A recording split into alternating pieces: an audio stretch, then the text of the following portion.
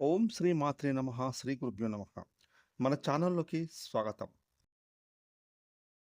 ముందుగా వృషభ రాశి వారందరికీ నమస్కారం అండి.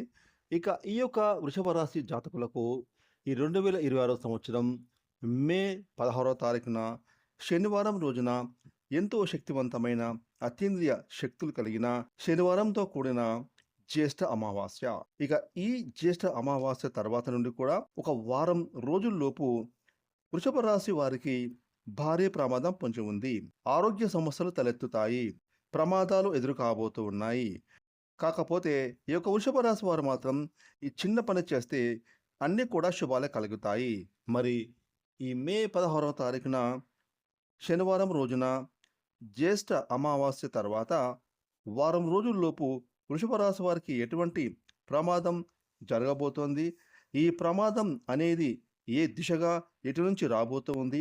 అంటే ఏ పని ద్వారా రాబోతోంది? అదేవిధంగా ఈ వృషభ రాశి వారికి ఆరోగ్య సమస్యలు తలెత్తేటటువంటి పరిస్థితులు ఎందుకు వస్తాయి? మరి వృషభ రాశి వారు చేసుకోవాల్సిన ఆ చిన్న పరిహారం ఏమిటి? అనే పూర్తి విషయాలను ఈరోజు మనం ఈ వీడియోలో వివరంగా తెలుసుకుందాం. ఇక వివరాలకు వెళ్తే గనక వృషభ రాశి రాశి చక్రంలో రెండవ రాశి. ఈ రాశికి అధిపతి శుక్రుడు. ఇక ఈ యొక్క వృషభ రాశి వారు గత కొంతకాలంగా వీరు ఎదుర్కొంటున్నటువంటి ఇబ్బందుల నుండి బయటపడి ఈ 2026 సంవత్సరం మే చివరి మాసంలోపు ఎంతో చక్కగా వీరి జీవితం ఆనందకరమైన పరిస్థితిలోకి వెళ్ళబోతూ ఉంది. అలాగే ఈ వృషభ రాశి వారికి ఎంతో బాగా కలిసి వస్తుందని కూడా చెప్పుకోవచ్చు. అయితే ఇప్పటి నుంచి వీరి జీవితం ఎంత బాగుంటుందో అంతే ప్రమాదకరంగా కూడా మారబోతోంది. అసలు వీరి జీవితం అనేది చాలా బాగుంటుందని చెప్పారు కదా! కానీ ఈ అమావాస్య తర్వాత ఎందుకు ప్రమాదకరంగా మారబోతుంది అనే విషయాన్ని ఇప్పుడు తెలుసుకుందాం. ఈ యొక్క వృషభ రాశి జాతకులు గత కొంతకాలంగా వీరికి ఉన్నటువంటి అప్పుల బాధల నుంచి, అలాగే ఆర్థిక ఇబ్బందుల నుంచి, ముఖ్యంగా బ్యాంకు లోన్స్ బ్యాంకు లోన్లు తీర్చలేకపోవడం, అలాగే వీరు ఏవైనా ప్రైవేటు ఫైనాన్స్ ఆఫీసుల్లో కట్టవలసిన డబ్బులు కట్టలేకపోవడం, ఇలా అనేక రకాల సమస్యలతో, ఇబ్బందులతో బాధపడుతూ వచ్చారు. అయితే ఈ యొక్క వృషభ రాశి వారు వీరి వృత్తి, ఉద్యోగం, వ్యాపారంలో, అలాగే ఆర్థిక స్థితిగతుల్లో మార్పులు అనేవి చోటు చేసుకోవడం మొదలుపెట్టాయని కూడా చెప్పొచ్చు. ఈ విధంగా వీరి యొక్క ఆర్థిక పరిస్థితులు మెరుగుపడడంతో వీరి కుటుంబ జీవితంలో కూడా, అలాగే వీరి యొక్క లైఫ్ స్టైల్‌లో కూడా చేంజెస్ రావడం అనేవి జరుగుతాయి. దీనికి కారణంగా వీరిని చూస్తున్న చుట్టుపక్కల వారు ఈ వృషభ రాశి వారి మీద అసూయ, ద్వేషాలు పెంచుకుంటారని చెప్పొచ్చు. నరుని కంటికి నరరాయి కూడా పగిలిపోతుంది అని మన పెద్దవాళ్ళు చెబుతారు కదా! అదే సామెత ఇప్పుడు వృషభ రాశి వారికి వర్తించబోతుందని చెప్పొచ్చు. అసలు ఎలా వీళ్ళు ఇంత బాగా ఎదిగారు? నిన్నటి మొన్నటి వరకు అప్పుల బాధల్లో ఉన్న ఈ వృషభ రాశి వారు ఏకంగా ఇప్పుడు ఎలా వీరు డబ్బులు సంపాదించి వీరి జీవితాన్ని ఏ విధంగా చేంజెస్ చేసుకున్నారు? వీరి లైఫ్ స్టైల్ ఏ విధంగా మారింది? ఇంత ఉన్నత స్థాయికి ఎలా వచ్చారు? అనే చెడు ఆలోచనలతో, ఓర్వలేని చాతలతో వీరిపైన నరదిష్టిని పెడుతూ ఉంటారు.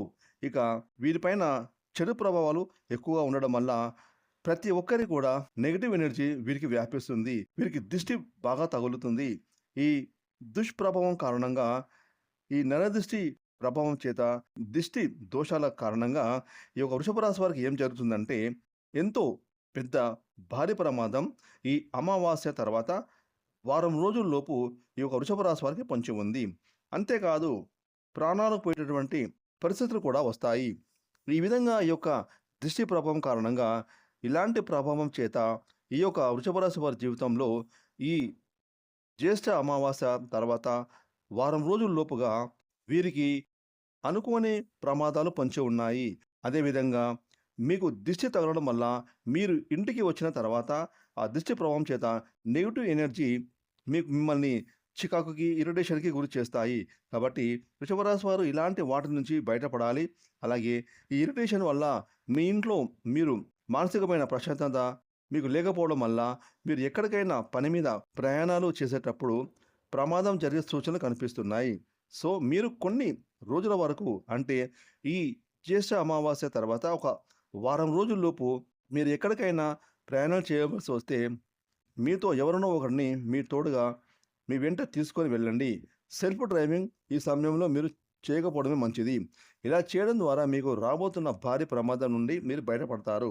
అయితే అసలు ఈ యొక్క వృషభ రాశి వారు ఈ అమావాస్య తర్వాత ప్రమాదం రాకుండా ఉండాలి అన్నా, ఒకవేళ వచ్చినా చాలా తక్కువలోనే ఆ యొక్క ప్రమాదం యొక్క ప్రభావం వీరికి ఉండాలి అని అనుకునే ఈ రాశివారు ఇప్పుడు చెప్పబోయే పరిహారం తెలుసుకుంటే గనక చాలా వరకు కూడా మీకు ఉపశమనాన్ని పొందుతారు.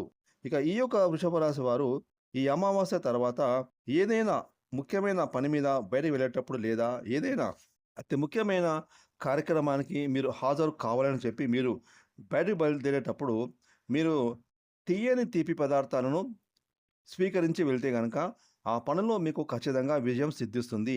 మీరు ఆ పని దగ్గరికి వెళ్ళడం, ఆ పనిని పూర్తి చేసుకోవడం, ఇంటికి విజయవంతంగా తిరిగి రావడం జరుగుతుంది. అంటే అక్కడ మీకు ప్రమాదం ఏమీ జరగదు అని చెప్పుకోవాలి. కాబట్టి ఈ వృషభ రాశి వారు మీరు ఇంట్లో నుంచి పని మీద బయటకు వెళ్ళేటప్పుడు ఒక చిన్న బెల్లం ముక్కని నోట్లో వేసుకొని చప్పరిస్తూ బయటకు వెళ్ళిపోండి. అదేవిధంగా మీ యొక్క ఆర్థిక స్తోమతను బట్టి అవసరమైన వారికి బియ్యము, పాలు అంతేకాకుండా చిన్నదైన ఒక వెండి నాణాన్ని దానం చేయండి. ఇలా చేయడం ద్వారా మీ మీద ఉండే దోషాలు తొలగిపోవడం జరుగుతుంది. ముఖ్యంగా వృషభ రాశి వారు ఎవరి నుండి కూడా ఉచితంగా ఏ వస్తువులు తీసుకోకండి. ఎంత చిన్న వస్తువైనా సరే ఏదో ఒకటి మీరు తీసుకున్న దానికి బదులుగా ఏదైనా ఇవ్వడానికి మీరు ప్రయత్నించండి. ఈ విధంగా వృషభ రాశి వారు ఏదో ఒకటి బదులుగా ఇవ్వడాన్ని మీ జీవితానికి సంబంధించిన శాశ్వత అలవాటుగా మీరు చేసుకోండి.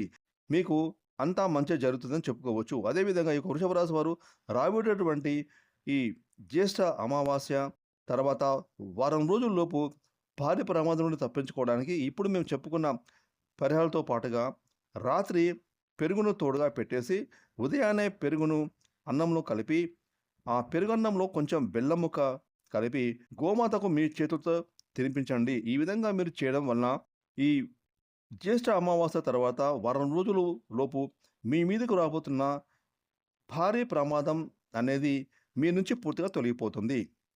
ఫ్రెండ్స్ ఈ వీడియోని లైక్ చేయండి, షేర్ చేయండి. అలాగే ఇప్పటివరకు మీరు కనుక మన ఛానల్ని సబ్స్క్రైబ్ చేసుకోకపోతే ఇప్పుడే సబ్స్క్రైబ్ చేసుకొని ప్రక్కన వచ్చిన ఆన్లైన్ బెల్ ఐకాన్ యాక్టివేట్ చేసుకున్నట్లయితే మేము చేసే మరిన్ని ఇలాంటి లేటెస్ట్ వీడియోలు ముందుగానే మీకు నోటిఫికేషన్ వస్తాయి. Thanks for watching.